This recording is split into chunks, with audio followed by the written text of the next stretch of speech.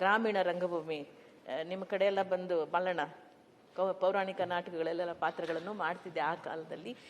ಹಾಗೆ ಪೌರಾಣಿಕ ಮತ್ತು ಹವ್ಯಾಸಿ ನಾಟಕಗಳು, ಗ್ರಾಮೀಣ ನಾಟಕಗಳು, ನಮ್ಮ ವೃತ್ತಿ ರಂಗಭೂಮಿ ನಾಟಕ, ಕಂಪನಿ ನಾಟಕಗಳು ಅಂತೀವಿ, ಆ ನಾಟಕಗಳು ಎಲ್ಲ ಮಾಡ್ತಾ ಮಾಡ್ತಾ ಮಾಡ್ತಾ ಮಾಡ್ತಾ ಈ ಸಿನಿಮಾ ಜಗತ್ತಿಗೂ ಬಂದ್ಬಿಟ್ಟೆ. ಒಂದೇ ರಾತ್ರಿಯಲ್ಲೇ ತಾರೆ ಆಗ್ಬಿಟ್ಟೆ ನಾನು. ಅವು ಯಾರಿಗೂ ಅಂತ ಅವಕಾಶ ಸಿಕ್ಕಿಲ್ಲ. ನನ್ನ ಜೀವನದಲ್ಲಿ ಸಿಕ್ತು. ಆ ಚಿತ್ರ 2 ವರ್ಷ ಆಯ್ತು. ರಿಲೀಸ್ ಆಗೋರ್ಗೂ ಗೊತ್ತಿಲ್ಲ ನಾನು ಒಂದೇ ರಾತ್ರಿಗೆ ದೊಡ್ಡ ತಾರೆ ಆಗ್ಬಿಡ್ತೀನಿ ಅಂತ. ನಾನು ಯಾರ ಮನೆ ಬಾಗಿಲಿಗೂ ನಾನು ಪಾತ್ರ ಕೇಳ್ಕೊಂಡು ಹೋದವಳೆ ಅಲ್ಲ ಅಣ್ಣ. ನೆಕ್ಸ್ಟ್ ಡೇ ನೋಡಿದ್ರೆ ಇಡೀ ಚಿತ್ರರಂಗದಲ್ಲಿ ಎಷ್ಟೊಂದು ಪಾತ್ರಗಳು ಸಿಗ್ತಾ ಹೋಯ್ತು, ಏನೆಲ್ಲ ಆಗ್ತಾ ಹೋಯ್ತು. ಎಲ್ಲ ಪ್ರೊಡ್ಯೂಸರ್ಸ್ ಉಮಾಶ್ರೀ ಮಾಡಿದ್ದು ಶೃಂಗಾರ ಪಾತ್ರ. ಮೊದಲನೇ ಸರ್ತಿ ಅನುಭವ ಚಿತ್ರದಲ್ಲಿ ಶೃಂಗಾರ ಪಾತ್ರ. ತದನಂತರದಲ್ಲಿ ಹಾಸ್ಯ ಪಾತ್ರಗಳು, ದ್ವಂದ್ವ ಸಂಭಾಷಣೆ, ಅದು ಇದು ಎಲ್ಲ ಆಗಿ ಕೊನೆಗೆ ರವಿಚಂದ್ರನ್ ಅವರ ಪುಟ್ನಂಜ ಬರೋವರೆಗೂ ಕೂಡ ಉಮಾಶ್ರೀಗೆ ಇಂಥದ್ದೊಂದು ದೊಡ್ಡ ಶಕ್ತಿ ಇದೆ, ಇಷ್ಟು ದೊಡ್ಡ ಕಲಾವಿದ ಆಗಿದ್ದಾಳೆ ಏನೂ ಗೊತ್ತೇ ಇಲ್ಲ ಅವರಿಗೆ. ಪುಟ್ನಂಜ ಆದಮೇಲೆ ಗೊತ್ತಾಗಿದ್ದು. ದೇವರೂರ ಮಹಾದೇವರವರ ಒಡಲಾಳದ ನಾಟಕದಲ್ಲಿ ಹವ್ಯಾಸಿ ರಂಗಭೂಮಿಯಲ್ಲಿ ನಾನು ಪಾತ್ರವನ್ನು ಮಾಡಿದ್ದೆ. 21-22 ವಯಸ್ಸಿನ ಹೆಣ್ಮಗಳು 75-80 ವಯಸ್ಸಿನ ಮುದುಕಿ ಪಾತ್ರವನ್ನು ಮಾಡಿದಾಗ ಆಸ್ಕರ್ ಅವಾರ್ಡ್ ಕೊಡಬೇಕು ಈ ಹೆಣ್ಮಗಳಿಗೆ ಅಂತ ನ್ಯಾಷನಲ್ ಪೇಪರ್ಸಲ್ಲಿ ಬರೆದಂತ ಒಂದು ರಂಗಭೂಮಿಯಲ್ಲಿ ತಯಾರಾದ ಹೆಣ್ಮಗಳು. ತದನಂತರದಲ್ಲಿ ಆಯಿತು ಬಿಡಿ, ಪುಟ್ನಂಜ ಆಯಿತು, ಇದಾಯಿತು. ನಮ್ಮ ಬಂಗಾರಪ್ಪಾಜಿಯವರ ಆಗ ನನಗೆ ಅನಿಸ್ತಾ ಇತ್ತು, ಸಭಾಪತಿಗಳೇ, ನಾನು ರಾಜಕೀಯಕ್ಕೆ ಹೋಗಬೇಕು, ನಾನು ಸಮಾಜ ಸೇವೆ ಮಾಡಬೇಕು, ಹಾಗೆ ಹೀಗೆ ಅಂತಲ್ಲ. ನಮ್ಮ ಸಮಾಜದ ಸ್ವಾಮೀಜಿಯವರು ದಯಾನಂದ ಪುರಿಗಳು ಕರೆದು ಒಂದು ದಿವಸ ಹೇಳಿದ್ರು, ನಿಂಗೆ ತುಂಬ ಒಳ್ಳೆ ಶಕ್ತಿ ಇದೆಯಮ್ಮ, ತುಂಬ ಒಳ್ಳೆ ಬುದ್ಧಿಶಕ್ತಿ ಇದೆ, ಇನ್ನೊಂದು ಮತ್ತು ನೀನು ಯಾಕೆ ನಮ್ಮ ಸಮುದಾಯದಲ್ಲಿ ಹೋಗಬಾರ್ದು ರಾಜಕೀಯಕ್ಕೆ ಅಂತ ಪ್ರೇರಣೆ ಸಿಕ್ತು. ನೀವು ಕೇಳಿದಕ್ಕೆ ಹೇಳ್ತಾ ಇದ್ದೀನಿ. ಸಿಕ್ಕಾಗ ಆಗ ನಾನು 1984 ರಾಮಲಿಂಗಾರೆಡ್ಡಿ ಅವರ ಶಾಸಕ ಸ್ಥಾನಕ್ಕೆ ನಮ್ಮ ಕ್ಷೇತ್ರದಲ್ಲಿ ನಾನು ಪ್ರಚಾರಕ್ಕೆ ಹೋಗಿದ್ದೆ. ಅನುಭವ ನಟಿಯಾದಾಗ ಪಿಕ್ಚರಲ್ಲಿ ಹೆಸರು ಬಂದಿದ್ದಾಗ ಅವ್ರ ಪ್ರಚಾರಕ್ಕೆಲ್ಲ ಹೋಗ್ತಿದ್ದೆ. ವಜ್ರಮುನಿಯವ್ರನ್ನ ಕೇಳಿದೆ, ಇನ್ನೊಬ್ಬರನ್ನ ಕೇಳಿದೆ, ನಾನು ಕಾಂಗ್ರೆಸ್ ಪಕ್ಷಕ್ಕೆ ಸದಸ್ಯತ್ವ ಕೊಡಿ, ಆಗ ಆಗಲಿಲ್ಲ. ಅದಕ್ಕೆ ಅನಿವಾರ್ಯವಾಗಿ ಏನಾಯ್ತು, ಅಂಗೈಲಿ ಅಪ್ಸರೆ ಚಿತ್ರವನ್ನು ಮಾಡುವಾಗ ಕುಮಾರ್ ಬಂಗಾರಪ್ಪ ಅವರು ನಾಯಕರಾಗಿದ್ರು. ನಾನು ಕೇಳ್ಕೊಂಡೆ, ನನಗೆ ರಾಜಕೀಯಕ್ಕೆ ಬರಬೇಕು ಅಂತೀನಿ, ಯಾವುದನ್ನ ಪಕ್ಷಕ್ಕೆ ತಗೊಳಕ್ಕೆ ಹೇಳಿ. ಅವರು ಇನ್ನೂ ಮುಖ್ಯಮಂತ್ರಿ ಆಗಿದ್ರು. ಕಾಂಗ್ರೆಸ್ ಪಕ್ಷಕ್ಕೆ ತಗೊಳಕ್ಕೆ ಹೇಳಿ ನನ್ನ ಒಂದೆರಡು ದಿವಸ ಸುಮ್ಮನೆ ಇರಮ್ಮ, ನಾನು ಹೇಳ್ತೀನಿ ಅಂತಂದ್ರು ಮಹಾಸಭಾಪತಿಗಳು. ಅದು ನೋಡಿದ್ರೆ ನನಗೆ ಅವ್ರು ಮುಖ್ಯಮಂತ್ರಿ ಆದ್ಮೇಲೆ ಅವರೇ ಒಂದು ಪಕ್ಷ ಕಟ್ಟಿದ್ರು. ಆ ಪಕ್ಷದಲ್ಲಿ KCP ನನ್ನ ತಗೊಂಡ್ಬಿಟ್ರು. ಒಂದು ನಿಮಿಷ, ನಾನು ಸಭಾಪತಿ, ಮಹಾಸಭಾಪತಿ ಅಲ್ಲ, ಸಭಾಪತಿ ಮಹಾಸಭಾಪತಿಗಳಂತಲೂ ಸಂಬೋಧನೆ ಮಾಡೋದು ಅದು ಕೂಡ ಒಂದು ಒಳ್ಳೆಯ ಸಂಬೋಧನೆನೆ, ಅದೇನು ತಪ್ಪಲ್ಲ, ಗೌರವಾರ್ಥವಾಗಿ. ಸೊ ಹಾಗಾಗಿ ಬಂದೆ. ತೆಂಗಿನ ಮರ ಗುರ್ತು, ಮೊದಲನೇ ಚುನಾವಣೆ ಹುಬ್ಬಳ್ಳಿ ರೂರಲ್, ನನ್ನ ಮೊದಲನೆಯ ನೇರ ಚುನಾವಣೆ ಅಸೆಂಬ್ಲಿಗೆ ತಾವು ಹೇಳ್ದ ಹಾಗೆ ಬಂದೆ. ಇವನ್ನೆಲ್ಲ ಭೇಟಿ ಮಾಡಿದೆ. ಏನೂ ಗೊತ್ತಿಲ್ಲ, ಹುಂಬುತನ. ನನ್ನ ಮಗ ಇಲ್ಲೇ ಇದೆ, ನನ್ನ ಮಗ ಬಂದಿದ್ದಾನೆ, ನನ್ನ ಸೊಸೆ, ನನ್ನ ಮಗಳು, ನನ್ನ ಅಳಿಯ ಇಲ್ಲಿ ಬಂದಿದ್ದಾರೆ, ನನ್ನ ಮಗ ವಿಜಯ್ ಕುಮಾರ್ ನನ್ನ ಜೊತೆನಲ್ಲಿ ಒಂದು ಸೂಟ್ ಕೇಸ್ ಇಟ್ಕೊಂಡು ಹೋದ್ವಪ್ಪ. ಒಡವೆ ಒತ್ತೆ ಇಟ್ಟು 75,000 ತಗೊಂಡು ಹೋದ್ರೆ ಅಲ್ಲಿ ನೋಡಿದ್ರೆ ರಿಸಲ್ಟ್ ಬಂತು. ಈಗಲೂ ಅಂತಾರೆ ಅಲ್ಲಿ ನಾನು ನಿಂತಿದ್ದು ಯಾರ ವಿರುದ್ಧ? ಜಗದೀಶ್ ಶೆಟ್ಟರ್, ಬಸವರಾಜ ಬೊಮ್ಮಾಯಿ, ಮತ್ತೆ ಇನ್ನೊಬ್ಬರಿದ್ರು, ಬಸವರಾಜ ಬೊಮ್ಮಾಯಿ ಹೇಳಿದ್ನಲ್ಲ, ಪಪ್ಪಿರಾಯನಗೌಡ ಪಕ್ಷೇತರ ನಿಂತೆ. 4,000 ಓಟ್ ತಗೊಂಡ್ಬಿಟ್ಟೆ ನಾನು ಅವತ್ತು. ಎಂತ ದೊಡ್ಡಲ್ಲ. ಯಾವ ಕ್ಷೇತ್ರ? ಹುಬ್ಬಳ್ಳಿ ರೂರಲ್. ನನ್ನ ಬದುಕು ಸ್ಟಾರ್ಟ್ ಆಗಿದ್ದೆ ರಾಜಕೀಯದಲ್ಲಿ ಚುನಾವಣೆ ಅಂದ್ರೆ ನನ್ನ ಉತ್ತರ ಕರ್ನಾಟಕದ ಭೂಮಿಯಿಂದನೇ. ನನ್ನ ಉತ್ತರ ಕರ್ನಾಟಕದ ಭೂಮಿಯಿಂದ ಶುರುವಾಯಿತು. ನಾನು ಸೋತೆ. ಜಗದೀಶ್ ಶೆಟ್ಟರ್ ಮುಖ್ಯಮಂತ್ರಿ ಆದರು, ಬಸವರಾಜ ಬೊಮ್ಮಾಯಿ ಅವರು ಮುಖ್ಯಮಂತ್ರಿ ಆದರು, ನಾನಿವತ್ತು ಉಪಸಭಾಪತಿಯಾಗಿ. ಎಂಥ ಆಶೀರ್ವಾದ ಭಗವಂತನದು. ಹಾಗೆ ರಾಜಕಾರಣದಲ್ಲಿ ಕಾಂಗ್ರೆಸ್ ಪಕ್ಷ ನನಗೆ ಕೊಟ್ಟಂತಹ ಶಕ್ತಿ ಇದೆಯಲ್ಲ, ಅದೇ ನನ್ನ ಕಲಾವಿದೆಯಾಗಿ ನೀವೆಲ್ಲರೂ ಆಶೀರ್ವದಿಸಿ ಬೆಳೆಸಿದ್ರಿ. ರಾಜ್ಯದ ಜನತೆ, ನಮ್ಮ ಪ್ರೊಡ್ಯೂಸರ್ಗಳು, ನಿರ್ದೇಶಕರು ಬೆಳೆಸಿದ್ದಾರೆ. ನನಗೆ ಸಿಕ್ಕ ಅವಕಾಶಗಳನ್ನ ಸದುಪಯೋಗ ಮಾಡ್ಕೊಂಡು ಅಲ್ಲೂ ಬೆಳೆದೆ. ಆದರೆ ನನ್ನ ಕಾಂಗ್ರೆಸ್ ಪಕ್ಷದ ಸಿದ್ಧಾಂತ, ಬದ್ಧತೆ, ಆ ಒಂದು ಕಾರ್ಯಕ್ರಮ ಮಾಡ್ತಕ್ಕಂಥದ್ದು, ಕೆಲಸ ಮಾಡೋ ರೀತಿ ನೀತಿ, ಜನಪರವಾಗಿ ಹೇಗಿರಬೇಕು ಅನ್ನೋದನ್ನೆಲ್ಲ ಕಲಿಸ್ಕೊಟ್ಟಿದ್ದು ನನ್ನ ಕಾಂಗ್ರೆಸ್ ಪಕ್ಷ. ಅವಕಾಶಗಳನ್ನು ಕೊಡ್ತಾ ಹೋಯಿತು, ಮಂತ್ರಿ ಮಾಡ್ತು, ಶಾಸಕರನ್ನ ಮಾಡ್ತು, ಇವತ್ತು ಉಪಸಭಾಪತಿಯನ್ನಾಗೂ ಮಾಡಿದೆ. ಅದರಿಂದ ನಾನು ನನ್ನ ಪಕ್ಷಕ್ಕೂ ಕೂಡ ನಾನು ದೊಡ್ಡ ಕೃತಜ್ಞತೆಯನ್ನು ಸಲ್ಲಿಸ್ತೇನೆ. ಈ ಸಂದರ್ಭದಲ್ಲಿ ನನ್ನ ಹಾದಿಯಲ್ಲಿ ಬಂದಂಥ ನನಗೆ ಬೆಂಬಲವಾಗಿ ನಿಂತಹ ಬಂಗಾರಪ್ಪಾಜಿಯವರು, ಎಸ್.ಎಂ. ಕೃಷ್ಣಾಜಿಯವರು ಮೊದಲು ಹೇಳಿದ್ರು ಸರ್. ಅವ್ರ ಜೊತೆಲೇ ಹೋಗ್ತಿದ್ದೆ. ಎಸ್.ಎಂ. ಕೃಷ್ಣಾಜಿಯವ್ರ ಜೊತೆಲೂ ಕೂಡ ಭಾಷಣಗಳನ್ನು ಮಾಡೋಕ್ಕೆ ಜಿಲ್ಲಾ ಪಂಚಾಯತ್ ಚುನಾವಣೆ ಅಲ್ಲಿ ಅವ್ರ ಅಧ್ಯಕ್ಷರಿದ್ದಂಥ ಸಂದರ್ಭದಲ್ಲಿ ಆಗ ಗುರುತಿಸಿದ್ರು, ಈ ಹುಡುಗಿನಲ್ಲಿ ಒಂದಷ್ಟು ಟ್ಯಾಲೆಂಟ್ ಇದೆ ಅಂತ ಹೇಳಿ, ನಿನ್ನನ್ನು ನಾನು ಬಳ್ಳಾರಿ ಎಲೆಕ್ಷನ್ಗೆ ಹಾಕ್ತಾ ಇದ್ದೀನಿ, ನೀನು ಅಲ್ಲಿ ಹೋಗಿ ಕೆಲಸ ಮಾಡು, ನಿನಗೆ ಒಳ್ಳೇದಾಗತ್ತೆ ಅಂದರು. ನನಗೆ ಅವ್ರ ಮಾತಿನ ಅರ್ಥ ಗೊತ್ತಾಗ್ಲಿಲ್ಲ. ಆಗ ನನ್ಗೆ ಅವ್ರ ಮಾತಿನ ಅರ್ಥ ಗೊತ್ತಾಗ್ಲಿಲ್ಲ. ನಾನು ಬಳ್ಳಾರಿ ಫುಲ್ಲು ಕೆಲಸ ಮಾಡಿದೆ. Umashree is travelling like A wind ಅಂತ ಪತ್ರಿಕೆಗಳು ಬಂದಿತ್ತು.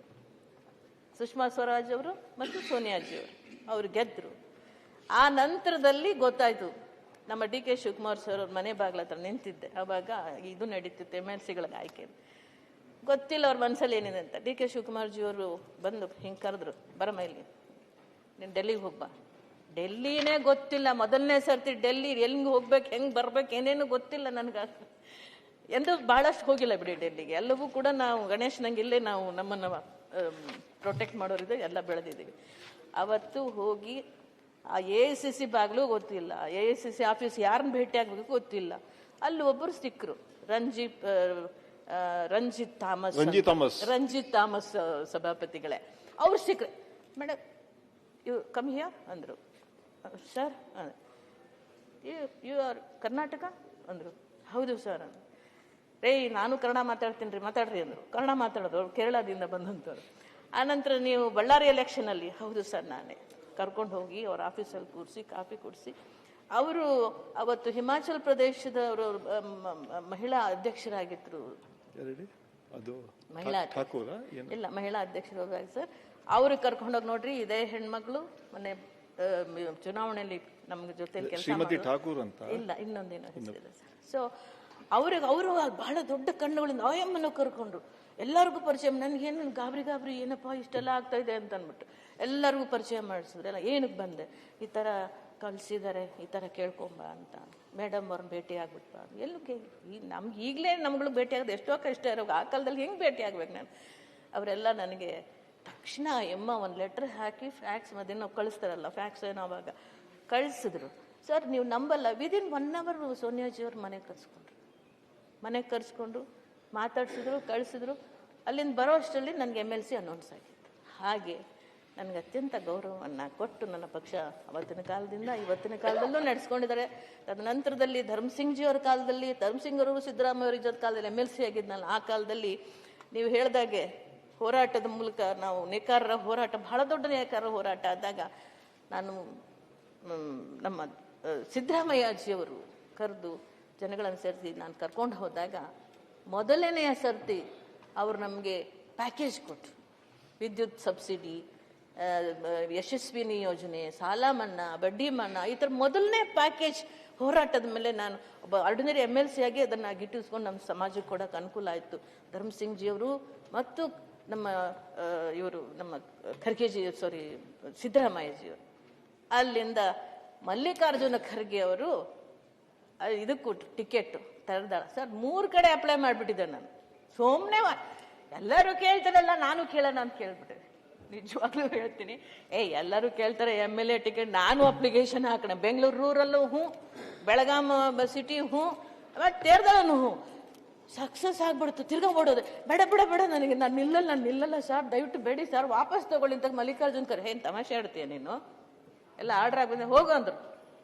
ಹೀಗೆ ಗೊತ್ತಿಲ್ಲದ ಜಾಗ, ಕಲ್ಲಪ್ಪ ಮಲ್ಲಪ್ಪ ಗೊತ್ತಿಲ್ಲ, ಜಾಗ ಗೊತ್ತಿಲ್ಲ, ಓಣಿ ಗೊತ್ತಿಲ್ಲ, ಆ ಊರೇ ನೋಡಿಲ್ಲ, ನಂಗೇನೋ ಗೊತ್ತಿಲ್ಲ. ನೀವಾದ್ರೂ ನರ್ಸ್ ಮಾಡ್ತಿರಲ್ಲ, ಹೋಗಿ ಮೊದಲೇ ಎಲ್ಲ ನೋಡ್ಕೊಂಬರ್ದು. ಎಂಥದ್ದು ನೋಡಿಲ್ಲ ಸೌದಿ ಅಣ್ಣ ನಾನು. ಏನೋ ನೋಡದೆ ನುಗ್ಗಿಬಿಟ್ಟೆ. ನುಗ್ಗಿ ಅಲ್ಲಿ ದೊಡ್ಡ ಗಲಾಟೆ, ಸೌದಿ ಸರ್ ಗೊತ್ತು ಅದೆಲ್ಲಾನು, ದೊಡ್ಡ ಗಲಾಟೆಗೆ ಜಗಳ ಕಿತ್ತಾಟ ಎಲ್ಲ ಆಯಿತು. ಕೊನೆಗೆ ಇನ್ನು 10 ದಿವಸ ಇದೆ ಸರ್. ಊರ ಒಳಗೆ ಬಿಟ್ಕೊಳ್ಳಿಲ್ಲ ಸರ್, ನನ್ನ ಎಲೆಕ್ಷನ್ನೇ ಮಾಡಕ್ಕೆ ಬಿಟ್ಕೊಳ್ಳಿಲ್ಲ. ಎಲ್ಲಿಂದ ಬಂತಿದೆ, ಎಲ್ಲಿಂದ ಹಾಕ್ಯಾರಿದೆ, ಯಾವುದಿದೆ ನಮ್ಗೆ ಗೊತ್ತಲ್ಲ ಅಂತ. ಊರೊಳಗೆ ಬಿಟ್ಕೊಳ್ಳಿಲ್ಲ ನನ್ನ. ಖರ್ಗೆಜಿಯವರು ಸಿದ್ದು ನ್ಯಾಮಗೌಡರು ಫೋನ್ ಮಾಡಿದ್ರು. ನನ್ನ ನಾಮಿನೇಷನ್ ಹೆಂಗಾಯ್ತು, ಊರೊಳಗಂತೂ ಯಾರು ನನ್ನ ಹಾರ ಹಾಕಿ ಕರ್ಕೊಂಡು ಹೋಗಲಿಲ್ಲ. ಸಿದ್ದು ನ್ಯಾಮಗೌಡ್ರ ನಾಮಿನೇಷನ್ನು ಕ್ರೌಡ್ ಜೊತೆಲಿ ನನ್ನೂ ಒಬ್ಬಳು ನಿಲ್ಲಿಸ್ಕೊಂಡು ಹೋಗಿ ಅವರೇ ನಾಮಿನೇಷನ್ ಮಾಡಿಸಿ. ಕಡೆಗೆ ಸಿದ್ದು ನ್ಯಾಮಗೌಡ್ರು ನಮ್ದು 6-7 ಹಳ್ಳಿ ಅದಲ್ಲ ಸರ್, ಮದನಮಟ್ಟಿ ಅದು ಎಲ್ಲ ಇದು ಹಿಪ್ಪರಿಗೆ ಕಡೆ, ಆ 6-7 ಹಳ್ಳಿಯವ್ರನ್ನ ಕರೆದು ನೋಡಪ್ಪ ಹಿಂಗಾದ್ರೆ ಮತ್ತೆ ಅವಿರೋಧ ಆಗ್ಬಿಡ್ತದೆ BJP, ಹಂಗೆ ಮಾಡ್ಕೋಬೇಡ್ರಿ, ನೀವು ಹೋಗಿ ಅವ್ರಿಗೆ ಹೇಳ್ರಿ ಅಂತ ತೇರ್ದಾಳಕ್ಕೆ ಈ 7 ಹಳ್ಳಿಯವ್ರನ್ನ ಕಳಿಸಿ ಅಲ್ಲಿ ನ್ಯಾಯ ಬಗೆಹರಿಸಿ ಅಲ್ಲಿ ಹಾರ ಹಾಕಿ ಕರ್ಕೊಂಡು ಹೋಗೋದಕ್ಕೆ 10 ದಿವಸ ಉಳಿದಿದ್ದು. ಆ 10 ದಿವಸದಲ್ಲಿ ಯಾರಿಗೆ ಏನು ಕೊಟ್ಟನೋ ಬಿಟ್ಟನೋ ಗೊತ್ತಿಲ್ಲ ಸಭಾಪತಿಗಳೇ, ಒಟ್ಟಿನಲ್ಲಿ ಎಲೆಕ್ಷನ್ ಮಾಡಿದೆ 56,000 ಓಟ್ಗಳನ್ನ ಕೊಟ್ಟರು ಮಹಾಜನತೆ, ತೇರ್ದಾಳದ ಜನತೆ.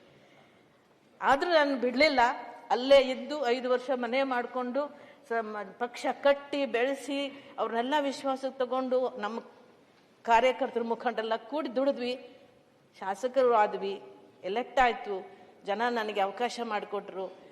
ಆಗ ನನ್ನ ಸಿದ್ದರಾಮಯ್ಯ ಸರ್ ಯಾವಾಗಲೂ ಅಂತಿದ್ರು, ಅವ್ರ ಜೊತೆಲಿ ಈ ಕಡೆ ಕೆಲಸಗಳಿಗೆ ಆಗಾಗ ಬರ್ತಿದ್ದೆ, ನೀನು ಗೆದ್ದು ಬಾ ನಿನ್ನ ಮಂತ್ರಿ ಮಾಡ್ತೀನಿ ನಾನು ಅಂತ.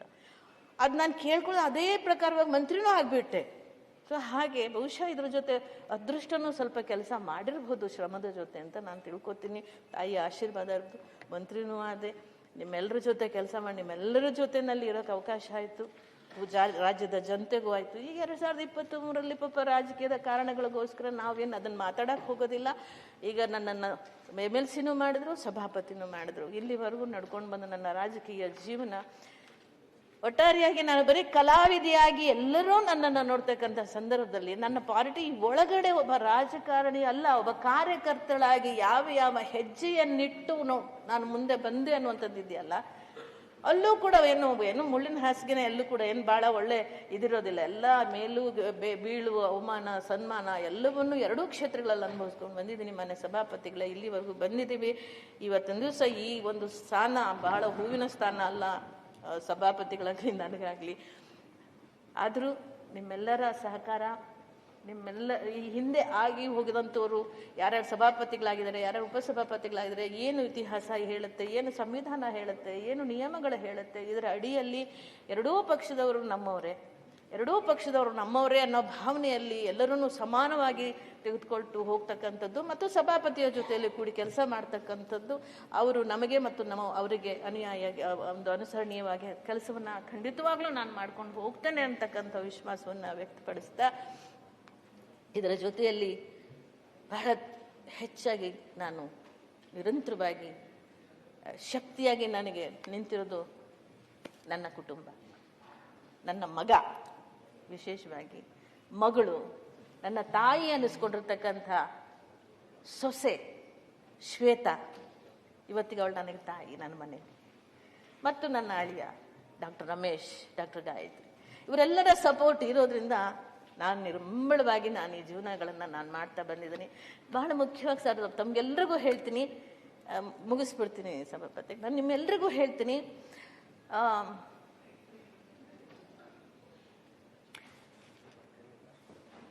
ನನ್ನ ಮಗ ನನ್ನ ಹೊಟ್ಟೆಲಿ 2 ತಿಂಗಳು ಭ್ರೂಣ, ನನ್ನ ಮಗಳಿಗೆ 2 ವರ್ಷ. ಆ ಮಕ್ಕಳನ್ನ ಹಿಡ್ಕೊಂಡು ನಾನು ಜೀವನ ಮಾಡ್ಕೊಂಡು ಬಂದಾಗ ಹಾಗೆ ಬೆಳೀತಾ ನನ್ನ ಮಗಳಿಗೆ 5-6 ವರ್ಷ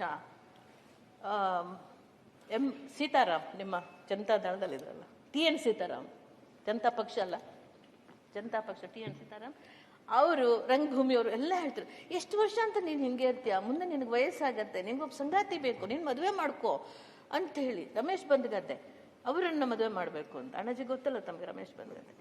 ನನ್ನ ಮಗಳನ್ನ ಕೇಳಿದೆ, ಅಮ್ಮ ನಿನ್ಗೆ ಅಪ್ಪನ ತಂದು ಕೊಡ್ತೀನಿ. No, I don't want to share my mummy with anybody ಅನ್ನೋದು ಮಗು. ಅದು ನಿರ್ಧಾರ ಆಯಿತು. ನನ್ನ ಬದುಕು ಯಾರಿಗಾಗೂ ಅಲ್ಲ, ನನ್ನ ಮಕ್ಕಳಿಗಾಗಿ. ಈ ಬದುಕನ್ನು ಬೇರೆಯವರೊಂದಿಗೆ ಹಂಚ್ಕೋಬಾರ್ದು. ಆವತ್ತಿನಿಂದ ಇವತ್ತಿನವರೆಗೂ ಕೂಡ ಹೀಗೆ ಬಂದೆ.